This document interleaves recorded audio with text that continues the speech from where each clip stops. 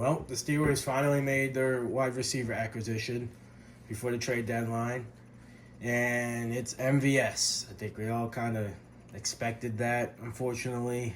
I think the Steelers missed out on the opportunity to get a big name wide receiver like a Jawan Jennings or Jacoby Myers or Reed Shaheed or Chris Olave. I mean, I would have loved any of those guys. I think it really would have showed Steelers fans like, hey, we're going all in this year. Like, we really mean what we're saying. We're gonna go try to win that 7th Lombardi Trophy. I don't think it was necessary. I don't feel like they needed to go out and get one necessarily, but it would have been nice. I'm not gonna lie. But they get MVS, and I think it's a decent signing. He has chemistry with Rodgers, so I mean, it makes sense. I think it's not a Mike Williams signing, personally. I like to refer to it as.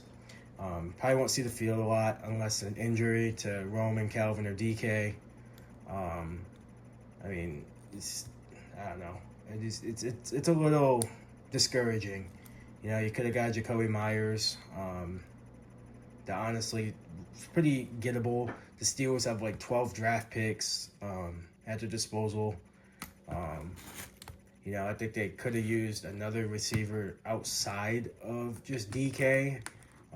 Not to say Calvin Austin is horrible, but I don't really see him as a number 2 receiver, personally. Maybe a number 3 I see him as. I think he's a good number 3 receiver. But as far as a number 2, I know the Steelers like him as a number 2, but I have serious concerns about him being a number 2, personally. It's kind of undersized, but I would have loved to get like a Chris Olave.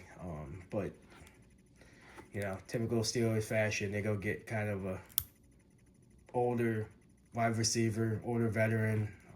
So I mean, it's a decent signing for a depth, receiver. But other than that, I can't really say I'm too thrilled. But maybe him and Rodgers will have like a good connection when he gets on the field.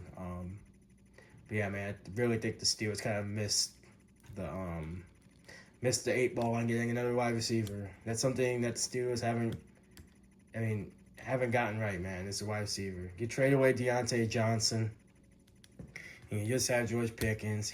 George Pickens goes down. It's like, we see it last year. George Pickens gets injured. The offense was at a standstill, man. And, even when George came back, it was never the same.